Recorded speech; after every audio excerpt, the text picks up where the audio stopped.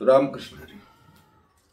पांडुरंगा करू प्रथम नमन, दुसरे चरण संतांची या त्यांच्या कृपादाने कथेचा विस्तारू. बाबाजी सद्गुरु दास तुक, बाबाजी सद्गुरु दास तुक. विश्वमाऊली ज्ञानोबारायांच्या अभंग गाथ्यातील मदालसा प्रकरणावरील जो अभंग आहे त्याचा आपण चिंतन करतो आहोत. उपदेश मदालसा देहू निर्मला कैसा, आला शिकवण्या वाटा मातीच्या गर्भवासा. या अभंगावरचं आपलं चिंतन चालू आहे. गेल्या 8 भागामध्ये आपण चिंतन केलं आणि आजचा हा अभंग चिंतनाचा मदालसा अभंग चिंतन भाग 9. 8 भागाच्या चिंतनामध्ये आपण माऊली ज्ञानोबा यांनी जे मदालसा प्रकरणावरील जो हा अभंग आपल्या समोर ठेवला त्यातील काही चरणाचा म्हणजे सर्व चरणाचा आपण टप्प्याटप्प्याने विचार करत आलो. आणि हा विचार करत असताना 13व्या कडव्यापर्यंतचं चिंतन आपण केलं. 8 भाग झाले. आजचा 9वा भाग आणि समोरचं चरण 14वं चरण. ते चरण ते कडवं आपल्या समोर ठेवतो आणि मग चिंतनाला सुरुवात करतो. मदालसेतील या मदालसेतील माऊली ज्ञानोबारांच्या मदालसेतील 14वं चरण 14वं कडवं ते असं आहे. इतुक्या उपरी रे पुत्र माते विनाविता झाला. इतुक्या उपरी रे पुत्र माते विनाविता झाला. संसार सोहळा हा थोरा कष्टी जोडला. संसार सोहळा हा थोरा कष्टी जोडला. पंचभूते निवती येथे म्हणून विश्राम केला. पंचभूते निवती येथे म्हणून विश्राम केला. ओकटा गर्भवासू कवना कार्या रचिला. ओकटा गर्भवासू कवना कार्या रचिला. परदे मदालसा सोमजो जोरे माळा. परदे मदालसा सोमजो जोरे माळा. अशा प्रकारचं वर्णन माऊली या 14व्या चरणामध्ये 14व्या कडव्यामध्ये करतात की बाबा या ठिकाणी पुत्र आणि मातेचा संवाद, मदालसा माता, मदालसा राणी आणि राजपुत्रांचा जो संवाद चालू आहे, या अंगाई गीत चालू आहे, मुलांना उपदेश चालू आहे तत्वज्ञानाचा, ब्रह्मज्ञानाचा. जीवनामध्ये इथे कर्तव्यता प्राप्त करणारा ब्रह्मज्ञानाचा, आत्मज्ञानाचा बोध मदालसा माऊली आपल्या पुत्रांना करत असताना प्रश्नोत्तराच्या रूपाने काही प्रश्न पुत्रांनी सुद्धा विचारलेत, आईने उत्तर दिली. माऊली ज्ञानोबा तेच वर्णन करतात. आपण बघितलं मागे पुत्रांनी काय विचारलं, योग का करतात, त्यानंतर योग कोण करतात, कसे करतात, कुणाचं ध्यान करतात याचा विचार केला. असं करत असताना त्याचं उत्तर सुद्धा मदालसा माऊलीने दिलं. आणि मग पुन्हा सांगितलं, रे बाबा तू यात अडकू नको, या भ्रमामध्ये अडकू नको, नको भुलो येणे भ्रमे जीवित्वाचा होईल नाशू, हेही सांगितलं. मग मात्र त्या ठिकाणी पुत्राच्या मनामध्ये प्रश्न निर्माण झाला आणि मग पुत्राने आईला प्रश्न केला किंवा विनंती केली किंवा विचार केला किंवा तो बोलता झाला. काय बोललाय? तो क्या उपरी रे पुत्र माते विनवित झाला. पुत्र आईला विचारतो, मदालसा मातेला विचारतो, आई का ग संसार सोहळा हा थोरा कष्टी जोडला. हा संसार जो आहे ना हा सर्वांना कष्ट देणारा आहे का गाई? थोरा कष्टी झाला. संसार सोहळा हा थोरा कष्टी जोडला. थोरा मोठ्यांना सर्वांना ह्या संसाराचं कष्ट जोडलं. का? जोडलं का? हो जोडलं ना. हो सर्वांना संसाराचं कष्ट आहे की नाही? अहो कशाला, या संसारामध्ये जगतामध्ये जो जो कोणी आला, मग तो देव जरी असेल तरी सुद्धा त्याला त्या ठिकाणी दुःख, यातना, काय कष्ट, कर्मप्रधान बनावं लागलं आणि ते सोसावं लागले की नाही? प्रभू रामचंद्राला वनवास झाला की नाही? झाला ना. अहो देवाच्या बापाला सुटलं नाही. रामचंद्र प्रभूंच्या वडिलांना म्हणजे दशरथ राजाला शोक होता की नाही? पुत्र, पहिले तर पुत्र नाही त्याचा शोक, नंतर पुत्र झाले तर पुत्रवियोगाचा शोक. आणखी जिथे देवाच्या बापाला सुद्धा हा संसार त्या ठिकाणी त्रास देऊन दिला, कष्ट दिले, तिथे तुम्ही आम्ही कोण लागलो नाही का? मदालसा मातेचा पुत्र मदालसा मातेला विचारतो, आई हे तो क्या उपरी रे, पुत्र माते विनविता झाला, संसार सोहळा हा थोरा कष्टी दुडला, पंचभूते निमती येथे म्हणून विश्वासू केला. पंचभूतापासून, पंचमहाभूतापासून ही सृष्टी निर्माण झाली, हा देह निर्माण झाला. याला कुठे विश्राम आहे का? विश्रामावा, विश्रांती व्हावी, हा पंचमहाभूतापासून हा देह निर्माण झाला, या संसारामध्ये आला आणि याला खूप कष्ट झाले असं दिसते, याला विश्राम नाही. आणि मग असं जर आहे तर हा निर्माण कशाला केला? हा संसार निर्माणच कशाला केला? हो या संसारामध्ये दुःख आहे, हा गर्भवास ओकट आहे, हे सर्व आहे, तर कशा करता रचला? ओकटा गर्भवासू कवना कार्या रचिला, कवन्या कार्या रचिला, कुठल्या कामासाठी, कुठल्या कार्यासाठी? या गर्भवासाचं दुःख आणि या संसाराचं दुःख आम्हाला दिलं, निर्माणच कशाला केला? असा हा प्रश्न आहे. आणि हा प्रश्न आहे ना, तुम्हाला सांगतो, कधी कधी तुम्हा मला ही प्रश्न पडतोच ना. देवाने निर्माणच कशाला केली पृथ्वी? केली निर्माण ही 14 भुवने, 14 भुवने निर्माण केली कशासाठी? खरं सांगू तुम्हाला, या ब्रह्माला एकट्याला करमत नव्हतं. तुम्हाला सांगतो, एकला न कंठीची येणे म्हणून या केली 14 भुवण्याची. काय ना गवळण प्रकरणामध्ये अभंग आहे. पहिले कोठेच नव्हते काही, कोठेच नव्हते काही, चंद्र सूर्य तारांगाई, चंद्र सूर्य तारा काही, तेथे एक ढालगज निर्माण केली. अभंग बघून घ्या महाराज. या ब्रह्मालाही त्या ठिकाणी कर्मेना आणि म्हणून त्याने ही पृथ्वी निर्माण केली. पृथ्वी निर्माण केली, मायेचं आवरण त्या ठिकाणी ब्रह्म आणि माया, ब्रह्मावरती मायेचं आवरण आलं आणि मग मायेचं आवरण झाल्यामुळे हे जगत निर्माण झालं. आणि जगत निर्माण झालं, सृष्टी निर्माण झाली, तुम्ही आम्ही निर्माण झालो. पण खऱ्या अर्थानं जर बघितलं, वेदांताचा जर विचार केला, तर परमात्मा आणि आत्मा वेगळा नाहीच ना. पण ती दृष्टी तुमची आमची त्या ठिकाणी निर्माण होत नाही, म्हणून संसाराचं कष्ट आहे. एक सांगू का, स्वप्नामध्ये तुम्ही आम्ही भिकारी झालो. स्वप्नामध्ये मी भीक मागितलं, तुम्हाला स्वप्न तुम्ही भीक मागितलं, मग तुम्ही भिकारी झालात का? नाही नाही नाही नाही. अहो ते स्वप्नापुरतं आहे. आणि मग तुम्हाला जर जागृत केलं की स्वप्न गेलं, जागृतीमध्ये तुम्ही भिकारी आहे का आहे त्या आहे ते. बरं जाऊ द्या, भिकारी जाऊ द्या. स्वप्नामध्ये तुम्ही राजे झाला, स्वप्नामध्ये तुम्ही मला आमदार झाल्यासारखं वाटते, असं दिवसा वाटलं, स्वप्नात आमदार झाले, स्वप्नातून उठले, मग कोण आहे काय?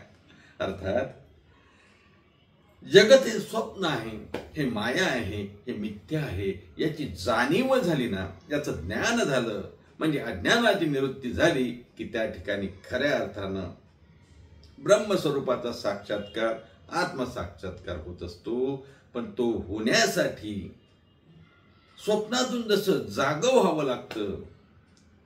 हे बघा, स्वप्नामध्ये एकाचा पाय तुटला, जाऊ द्या, कुत्रं चावलं म्हणतो, एकाला कुत्रं चावलं, त्याचा पाय तुटला, मग आता तो ओरडायला लागला, त्याला उपाय काय? स्वप्नात त्याला इंजेक्शन द्यायचं का, डॉक्टरला बोलवायचं का? नाही ना. काय करायचं आहे? त्याला उठवायचं आहे. आणि उठला मग काय झालं, काय, ओ बापरे, खूप वाईट स्वप्न दिसलं. अरे ते दिसलं, तुला भासलं, तुला ते जाणवलं, पण ते खरं होतं का? नाही ना. तसं संसारातलं हे दुःख जे जाणवते आहे याला आम्ही कितपत खरं मानतो, हा महत्वाचा मुद्दा आहे. आणि मग खरं काय आणि खोटं काय, सत्य काय आणि असत्य काय याचा न्याय निवाडा करण्यासाठी संत महात्मे तुम्हा मला जागे करतात. मदालसा मातेने सुद्धा या ठिकाणी तेच जागे केलं. आपल्याला कळत नाही ना सत्य काय, पण संत महात्मे सांगून गेले ना सत्य काय.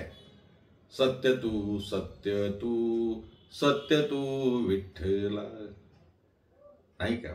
देव एकटा सत्य आहे महाराज. आणि मग असं सत्याची आम्हाला जाण झाली पाहिजे. एरवी काय हो, संसार सोहळा हा थोरा कष्टी, जोडला पंचभूती निमती येते म्हणून विश्रामू केला. ओ कटा गर्भवासू कवनाकार रचिला. कशासाठी हा गर्भवास रचला? एवढा मोठा कष्टदायक गर्भवास, एवढा मोठा कष्टदायक संसार कशासाठी? हा जरी निर्माण केला असेल ना, तो सोडता येतो का? तो सोडण्याचा प्रयत्न करता येतो का? त्याचा त्याग करता येतो का? हे आपल्याला संत महात्मे सांगत असतात. इथे मदालसा मातेच्या या मदालसाच्या उपदेशातून, तत्वज्ञानाच्या, आत्मज्ञानाच्या, ब्रह्मज्ञानाच्या उपदेशातून पुत्राला उपदेश करताना तुम्हा मला सुद्धा जागृत करण्यासाठी ते प्रयत्न आहे.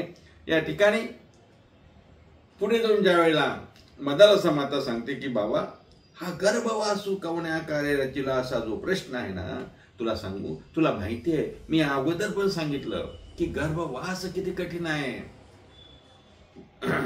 गर्भीची यातना रे पुत्रा ऐके आपुल्या कानी. आपल्या कानानं तू गर्भीची यातना ऐक. गर्भवासाचं दुःख तुम्ही आम्ही सर्वांनी भोगलं, पण ते आपल्याला माहिती नसते, ते आपल्याला आठवत नसते, ते आपल्याला जाणवत नसते.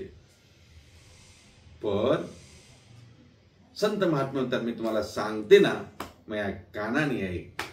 गर्भवासाचे दुःख कानाने ऐक. कसं आहे ते?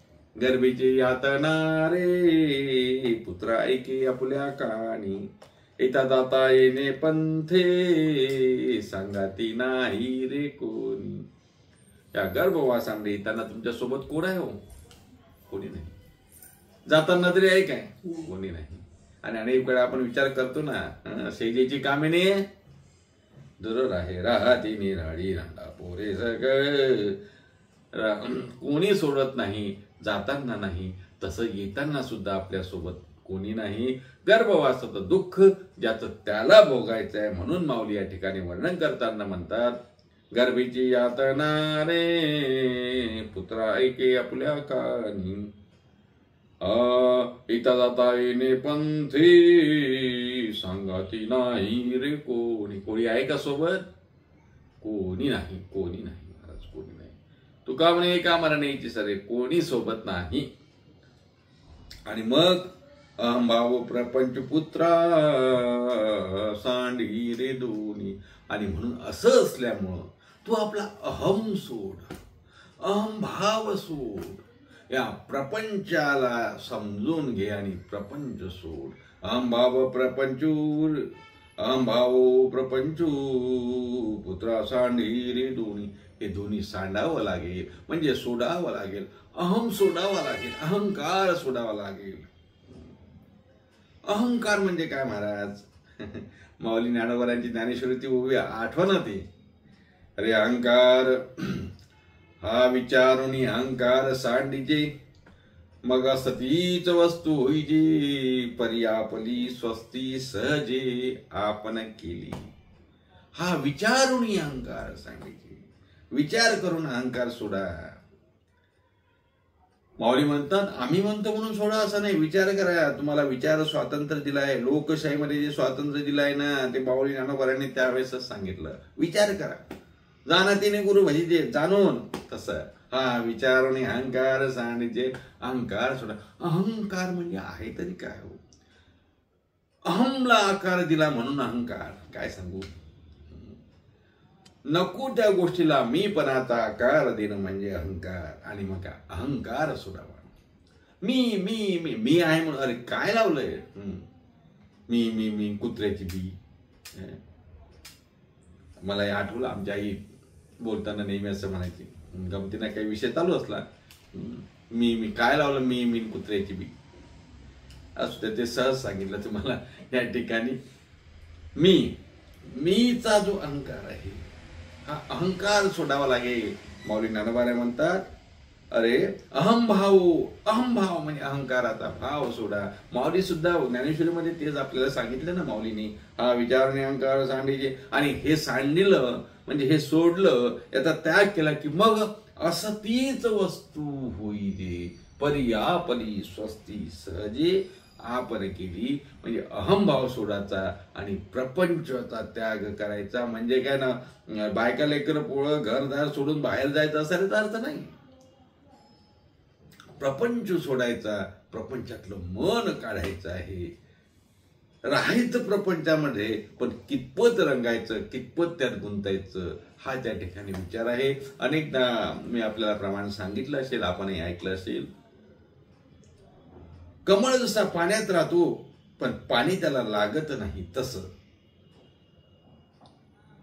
जळामध्ये कमळ राहतो पण अलिप्त कमळ जळी जैसे. महाराज म्हणतात ना, अलिप्त कमळ जळी जैसे, अलिप्त कमळ जळी जैसे, सत्यवान करी संसार सकळ.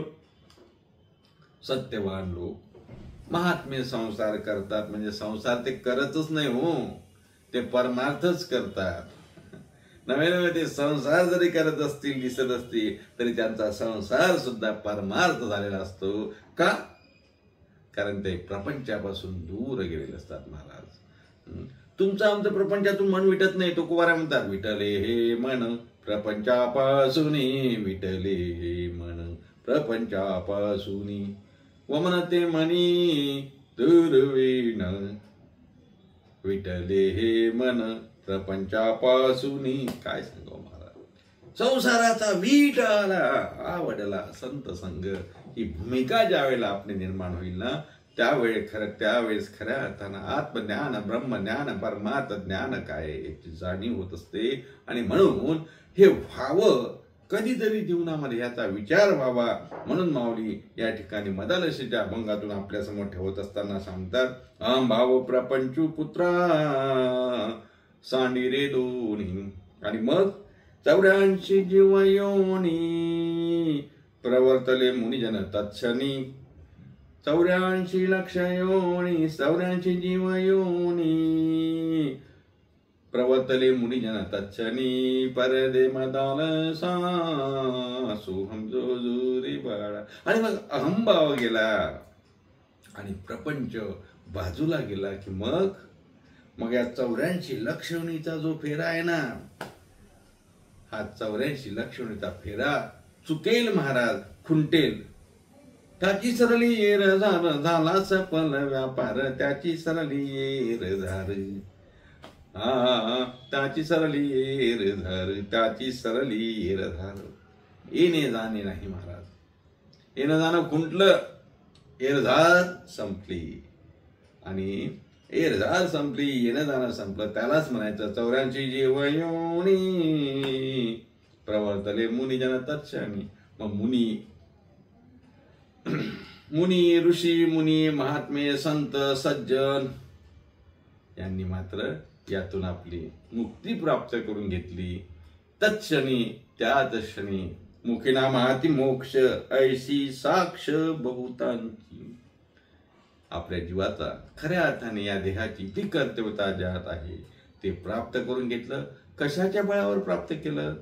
नामस्मरणाच्या बळावर प्राप्त केलं. अहंभाव त्या ठिकाणी सांडला, प्रपंचातून दूर जाण्याचा प्रयत्न केला. इथे प्रपंच कशाला म्हणावं याच्याही व्याख्या भरपूर आहेत, चिंतन भरपूर आहे. संसार काय आहे, प्रपंच काय, आपण जे समजतो तो प्रपंच आहे का, आपण जे समजतो ते संसार आहे काय? महाराज, प्रपंच टाकला जातो का? मला सांगा, पंचपक्वान्नाचं ताट तुमच्या समोर मांडलेलं आहे, खूप भूक लागलेली आहे, तुम्ही ते जेवण सोडाल का? खूप भूक लागली आणि पंचपक्वान्नाचं ताट समोर आणलं, तुपही वाटायला बाई यायची राहते तरी याचं सुरू होऊन जाते, तोंडाला पाणी सुटते. पण कुठपर्यंत? आता जेवायला बसला, पंचपक्वान्नाचं ताट मांडलं आणि कोणीतरी हळूचून कानात सांगितलं, महाराज म्हणे यात आहे ना कुठेतरी विष कालवलेलं आहे तुमच्या अन्नात. खाईल का होतो किती काही भूक लागली तरी. ज्ञानोबराय वर्णन करतात, उभी आठवली म्हणून सांगतो. माऊली म्हणतात, जैसे विषय रांधलिया रस सोय, जेवणाऱ्याशी ठाऊई होय, तैतो ताटची सांडोनी जाय जयापरी. महाराज, विष कालवून एखादं जर रससोय बनवली, तुमच्यासमोर पंचपक्वान्नाचं ताट आलं आणि तुम्हाला कळलं की त्यात विष कालवलेलं आहे, तर तुम्ही जेवण कराल का? नाही ना. तैतो ताटाची सांडोनी जाय जयापरी. तसं त्या प्रपंचामध्ये संसारामध्ये रममाण झाल्यानंतर खऱ्या अर्थानं विष कुठं कालवलं हे कळलं की मग भाव प्रपंच पुत्रा सांडी रे दोन्ही 84 जीवयोनी प्रवर्तले तच्चनी परदे मदान सोहम रे बाळ परदे मदान सोहम रे बाळ. अर्थात ते कळावं लागतं आणि ते गुरुकृपेने, संत कृपेने, संतांच्या वाङ्मयाची कृपा झाली, संतांच्या वचनाची कृपा झाली, संतांची वचनं जर आपल्याला कळली तर आपल्या हातून सुद्धा हे घडू शकतं. खऱ्या अर्थानं परमात्म्याचं स्वरूप ब्रह्म कशाला म्हणावं, आत्मा कशाला म्हणावं. जाऊ दे, हे कठीण शब्द वाटत असतील तर सोप्या भाषेत सुख कशाला म्हणावं हे कळेल. आणि मग सुखरूपाईचा तुझ्या कोण सांगा तेही कळेल. आणि ते कळावं म्हणूनच आपला हा चिंतनाचा विषय चालू आहे. गेल्या 8 भागामध्ये चिंतन केलं, आजचा 9वा भाग आपल्या समोर ठेवतो. माऊली ज्ञानोबांच्या कृपेने जसं चिंतन करता येते तसं चिंतन आपण करतो आहोत, पुढेही आपण करत राहणार आहोत. आजचं चिंतन आपण इथेच थांबू. पुन्हा भेटूया पुढच्या भागामध्ये. तोपर्यंत माऊलींचं भजन एकदा करावं लागेल. चला तर करूया मग. ज्ञानेश्वर माऊली ज्ञानराज माऊली तुकाराम, ज्ञानेश्वर माऊली ज्ञानराज माऊली तुकाराम, ज्ञानराज माऊली तुकाराम, ज्ञानराज माऊली तुकाराम, ज्ञानेश्वर माऊली ज्ञानराज माऊली तुकाराम. जय जय ज्ञानेश्वर माऊली ज्ञानराज माऊली तुकाराम. पुंडलिक वरदे विठ्ठल श्री ज्ञानदेव तुकाराम. दत्तात्रय जनार्दन श्री एकनाथ माऊली ज्ञानेश्वर महाराज की जय. जगद्गुरु तुकाराम महाराज की जय. शांती ब्रह्म श्री संत एकनाथ महाराज की